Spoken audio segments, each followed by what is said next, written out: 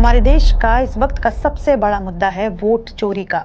मतलब इसमें अगर थोड़ी बहुत भी सच्चाई हुई तो हमारे देश के लोकतंत्र के लिए, हमारी डेमोक्रेसी के लिए ये सबसे बड़ा कलंक होगा, आज तक का सबसे बड़ा कलंक होगा। मतलब आप वोट करने जा रहे हैं लेकिन आपके वोट की कोई कीमत नहीं होगी। हमारा नाम है रंजू देवी, नवाटा प्रखंड से आया हूँ, चफला गांव से। पति के नाम है सुधीर राम। हमारे वोटर लिस्ट में हमारे घर के परिवार के 6 गो के नाम कट गया है। आप पहले थे उसपे? जी पहले थे। ये नया वाला जो बना लिस्ट उसमें नहीं आया है। हमारा वार्ड जो है और पंच है, अरे वार्ड और सचिव है, वो दोनों निकाल के लिस्ट लाए। उसमें हमको बोले आपको 6 आदमी के नाम नहीं है। चलिए वहाँ पर आ रहे हैं राहुल गांधी, तेजस्वी यादव, उनसे मिल लीजिए और अपना नाम जुड़वा लीजिए। तो हम लोग देहात के औरत हैं, गंवार लोग हैं, जो जैसा कहता है वही ना सुनेंगे।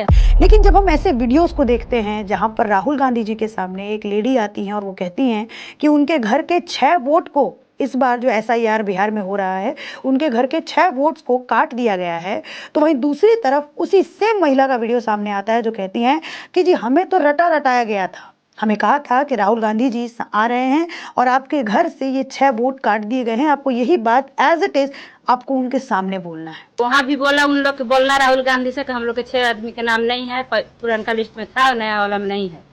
तो वही बात हम वहाँ जाकर बोले हैं। अभी आपको बीएलओ के द्वारा दिखाया गया लिस्ट नया वाला जो 1 अगस्त 2025 में प्रकाशन हुआ है, उसमें अपना नाम अपना पाया?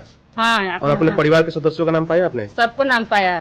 जब हम ऐसे वीडियोस को देखते हैं तो हम लोगों के मन में शक पैदा होता है और सोचने पर मजबूर होते हैं, क्या सच में ये जो वोट चोरी का मुद्दा है ये एक सीरियस मुद्दा है या फिर आमतौर पे जैसा होता है पॉलिटिकल पार्टीज की तरफ से चुनाव के समय पॉलिटिकल स्टंट किया जाता है। लेकिन जिस बात ने मुझे सबसे ज्यादा सोचने पर मजबूर किया वो ये बात थी कि राहुल गांधी जी ने कहा कि इलेक्शन कमीशन ने उनको डेटा डिजिटल फॉर्म में नहीं दिया, मतलब रीडेबल फॉर्म में नहीं दिया, जिसको आसानी से नहीं पढ़ा जा सकता वैसा फॉर्म में उनको डेटा दिया गया। राहुल गांधी जी ने इस बात को कहा क्योंकि मैंने BCA की हुई है और मेरे फ्रेंड सर्कल में ऐसे बहुत सारे लोग हैं जो कि कोडिंग करते हैं, जो प्रोग्रामिंग में हैं। जब मैं उन लोगों से जब ये बात डिस्कस कर रही थी वो मुझे कह रहे थे कि जी जिस डेटा की ये बात कर रहे हैं उसको एक टेक्निक होती है, ऑप्टिकल कैरेक्टर रिकॉग्नाइजेशन, जिसका इस्तेमाल करके इस डेटा को कुछ ही घंटों में सॉल्व किया जा सकता है। इस बात को जब मैंने और गहराई से देखा तो पाया कि ये जो डेटा इलेक्शन कमीशन ने उनको दिया ये एक PDF के फॉर्म में दिया जाता है, जिसको आप इसके ज़रिए ऑप्टिकल कैरेक्टर रिकॉग्निशन के ज़रिए, प्रोग्रामिंग के ज़रिए इसको आप अच्छे से सॉल्व कर सकते हैं। और इसमें जितनी भी त्रुटियां हैं, जितनी भी डुप्लीकेसी है, जो कुछ राहुल गांधी जी ने इल्ज़ाम लगाया वो आपको सारा का सारा डेटा जो है आपको कुछ ही घंटों में मिल जाएगा। फिर ये 6 महीने की देरी क्यों की गई, ये सबसे ज़्यादा आकर्षण का केंद्र था, अट्रैक्शन पॉइंट यही था कि राहुल गांधी जी ने क्यों कहा कि 6 महीना लग गया उनको ये डेटा पढ़ने में। आज हमारे देश के जो डेवलपर्स हैं, हमारे देश के जो कोडर्स हैं, उनको विदेश में अच्छे पैकेज पर ऑफर मिलता है क्योंकि हमारे देश के कोडर्स को अच्छा माना जाता है। बड़े बड़े जो डेवलप्ड देश हैं वो हमारे देश के डेवलपर्स, हमारे देश के इंजीनियर को आउटसोर्स करती हैं। तो क्या राहुल गांधी जी के पास, जो हमारे लीडर ऑफ अपोजिशन है, वो कोई एक ऐसा इंजीनियर हायर नहीं कर सकते थे? ये 6 महीने का देरी क्यों किया ये समझ में नहीं आता है।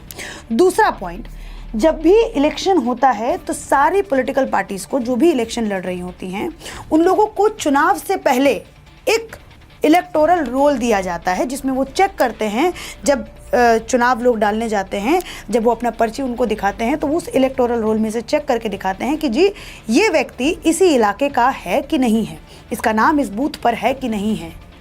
जब आपको उस समय ही पता चल गया था, डेटा का पूरा आपको ज्ञान था, तो आपने उसी समय एलिगेशन क्यों नहीं लगाया? उस समय पॉलिटिकल पार्टीज के पास ये अथॉरिटी होती है कि अगर चुनाव के अंदर अगर डेटा के साथ कुछ छेड़छाड़ की जा रही है तो उसी समय एक कानून है, रिप्रेजेंटेशन ऑफ पीपल एक्ट 1951 का सेक्शन 80, ये पावर देता है पॉलिटिकल पार्टीज को कि अगर चुनाव में कुछ गड़बड़ी हो रही है, कुछ धांधली हो रही है, तो दूसरे समय एक्शन हो सकता है। लेकिन ऐसा नहीं किया गया। तो ये 6 महीने का डिले क्यों किया गया, ये कहीं ना कहीं डाउटफुल है, शक पैदा करता है कि ये कहीं पॉलिटिकल स्टंट तो नहीं है, क्योंकि बिहार के अंदर ज़्यादातर जो लोग आते हैं वो ग्रामीण इलाकों से आते हैं। इसी वजह से हमें वो महिला मिलती हैं जो बात बोलते हुए नजर आती हैं कि मैं तो अनपढ़ गवार हूँ, मुझे उतनी समझ नहीं है, जैसा मुझे बताया गया ठीक वैसा ही मैंने राहुल गांधी जी के सामने जाकर बोल दिया। तो ये सबसे बड़ा अट्रैक्शन का पॉइंट यही आता है कि ये 6 महीने की देरी क्यों हुई। Now the election commission is supposed to make sure that elections take place. I have shown without any doubt that they have not done their job in one seat in Karnataka. अब दूसरे point को समझने की कोशिश करते हैं। राहुल गांधी जी ने अपने प्रेस कॉन्फ्रेंस में इलेक्शन कमीशन के ऊपर इल्ज़ाम लगाया कि बेंगलुरु सेंट्रल की जो सीट है जो वो हारी है कांग्रेस, वो इलेक्शन कमीशन और बीजेपी के दोनों की मिली भगत की वजह से हारी है, क्योंकि महादेवपुरा एक ऐसी सीट है जहां पर 1 लाख फर्जी वोटर्स पाए गए, जिसमें उन्होंने तरह तरह का इल्ज़ाम लगाया, जिसमें से एक था कि एक ही सेम एड्रेस पे बहुत सारे मल्टीपल, घर छोटा सा उसमें बहुत सारे वोटर्स पाए गए रजिस्टर। दूसरा उन्होंने इस तरीके का आरोप लगाया कि एक ही वोटर के मल्टीपल EPIC मतलब एपिक नंबर्स पाए गए, और भी तरीके का उन्होंने इल्ज़ाम लगाया, जिसका क्लैरिफिकेशन जो है वो इलेक्शन कमीशन ने अपने प्रेस कॉन्फ्रेंस में भी दिया। और तरह तरह के वीडियो भी सामने आ रहे हैं जिसमें कि लोग सामने आकर के कह रहे हैं, जैसे कि गुरकीरत सिंह डांग जो सामने आकर के कह रहे हैं कि आप मुझे ये प्रूफ करिए कि मैंने 4 बार वोट किया है। हाँ, मैं 4 बार, भले ही मैंने अलग अलग बूथ पर रजिस्टर किया था क्योंकि मैंने अलग अलग टाइम पर अपना वोटर कार्ड अप्लाई किया था, लेकिन मैंने वोट केवल मात्र 1 बार किया है। In your 1 hour long press conference, you claimed that I, Gurkirat Singh Dung, voted 4 times. You even said you spent 6 months researching this. If that is true, I would expect you to have checked the CCTV footage of the polling booths, matched signatures in the voter registers, but clearly you did not. Because if you had, you would know the truth, and you would not have dragged my name into your political theater. ये गुरकीरत सिंह डांग ही नहीं, इनके साथ कई सारे ऐसे जैसे वीरेंद्र कुमार हैं, शकुन रानी हैं, आदित्य श्रीवास्तव है, ये सब सामने आकर के उन्होंने कहा कि हमारे नामों का गलत इस्तेमाल हो रहा है। अब मैं आप लोगों के सामने एक लोकसभा सीट के बारे में बात करना चाहती हूँ जिसका नाम है धूले। ये जो लोकसभा सीट है धूले, इसके अंदर 6 विधानसभा सीट आती है, और इन 6 विधानसभा सीट में से 5 में बीजेपी को कुल 5,75,000 वोट मिले थे। ध्यान रखिएगा इस नंबर को। और कांग्रेस को 3,84,000 वोट मिले थे इन 5 विधानसभा सीट पर। जो गेम चेंजर साबित होता है वो मालेगांव की सीट जो है वो गेम चेंजर साबित होती है। अब जरा इसका आप गणित समझिए। मालेगांव में जो टोटल वोटर्स की संख्या है वो है 2,96,762, और यहाँ पर 78% मुस्लिम आबादी है। अगर हम इस सीट की बात करें तो कांग्रेस को यहाँ पर 1,94,327 वोट्स मिलते हैं, मतलब भारी बहुमत। अगर मैं इस सीट की बात करूं, धूले सीट की अगर मैं बात करूं, धूले लोकसभा सीट की बात करूं, तो 2019 का इलेक्शन, 2014 का इलेक्शन, 2009 का इलेक्शन बीजेपी के जो उम्मीदवार हैं वो भारी मतों से जीतते हैं। और एक और शॉकिंग पॉइंट जो हम लोगों के सामने मालेगांव सीट को लेकर के आता है कि यहाँ पर 43.5% से, मतलब 43.5% वोटर्स यहाँ पे पिछले 5 सालों में, मतलब 19 से 25 के बीच में बड़ी तादाद में बढ़े हैं। और कांग्रेस को कितना वोट मिलता है इस सीट पर, मालेगांव सीट पर? 1,94,327 वोट मिलता है। और बीजेपी ये जो धूले सीट है 4,000 भी कम वोटों के मार्जिन से इस सीट को हार जाती है और कांग्रेस जीत जाती है। तो मुझे एक बात बताइए, अगर महादेवपुरा की बात हो रही है तो मालेगांव की बात क्यों नहीं? अगर इल्ज़ाम राहुल गांधी इलेक्शन कमीशन के ऊपर उठा रहे हैं कि वहाँ पे फर्जी वोटर्स ऐड किए गए, वहाँ पे वोटर्स की संख्या पिछले 5 साल में बहुत तेज़ी से बढ़ी है, तो इस सीट पर, मालेगांव सीट पर भी पिछले 5 सालों में 43.5% वोटर्स कैसे बढ़ गए? ये तो 3 सवाल, गंभीर सवाल राहुल गांधी के प्रेस कॉन्फ्रेंस के बाद और तमाम तरीके के सोशल मीडिया के रिएक्शन के बाद साफ साफ उठाए जा सकते हैं, जो कि बेहद गंभीर है, और उनको जनता के सामने इन तीनों सवालों का आंसर जरूर करना चाहिए। अब मैं आपको बताती हूँ स्पेशल इंटेंसिव रिवीजन के बारे में। चूँकि मैं खुद बिहार से आती हूँ और बिहार के अंदर स्पेशल इंटेंसिव रिवीजन अभी चल रहा था। फर्स्ट फेज़ कंप्लीट हो चुका है। इलेक्शन कमीशन ने बताया कि बहुत तमाम तरीके की दिक्कतें थीं जिसका समाधान केवल मात्र स्पेशल इंटेंसिव रिवीजन से ही किया जा सकता था।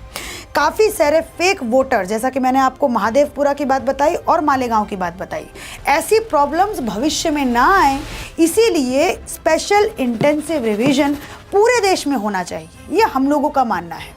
मुझे लगता है जितने भी लोग इस वीडियो को देख रहे हैं, जब ऐसी बातें सामने आती हैं कि इलेक्शन टैंपर हो रहा है, वोटों की चोरी हो रही है, तो स्पेशल इंटेंसिव रिवीजन जहां पर फर्जी वोटर का कटाव होना चाहिए, जो डुप्लीकेट वोटर्स हैं उनका खात्मा होना चाहिए, जो अपना प्रदेश छोड़ करके दूसरे प्रदेश में बस गए। जैसे कि अगर मैं अपनी बात करूं तो मैं बिहार की वोटर नहीं, मैं रहने वाली बिहार की हूं, लेकिन मैं अभी दिल्ली की वोटर हूं। तो मेरा वहां पर बिहार के अंदर वोटर लिस्ट से नाम काटा जाना चाहिए और मेरा वहां पर वोटर लिस्ट से नाम कटा भी। जब ऐसा यार बिहार के अंदर चल रहा था तो क्या कुछ लोग कह रहे थे, ये आपको भी सुनना चाहिए। राकेश जी, एसआईआर मुद्दे को लेकर आपका क्या मानना है? ठीक है या गलत? तो सरकार इलेक्शन कमीशन तो अच्छा काम किया है।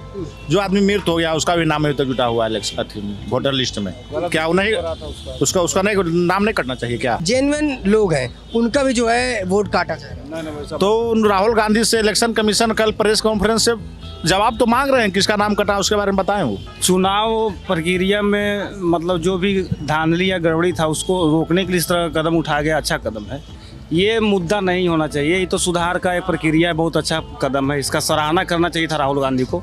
उनको जो जेन्युइन मुद्दा है वो उठाना चाहिए था। बिहार की जनता को क्या परेशानी है, उस तरह का मुद्दा उठाना किया जा रहा है। और वहीं दूसरी तरफ हमें तेजस्वी यादव, जो बिहार में अपोजिशन का एक बहुत बड़ा चेहरा है, जिनको जो जनता है वो भावी मुख्यमंत्री के तौर पर भी देखती है, वो यादव और मुस्लिम वोट बैंक के एक बहुत बड़े नेता हैं, जो खुद सामने आते हैं, प्रेस कॉन्फ्रेंस कहते हैं और कहते हैं कि जी मेरा नाम भी काट दिया गया।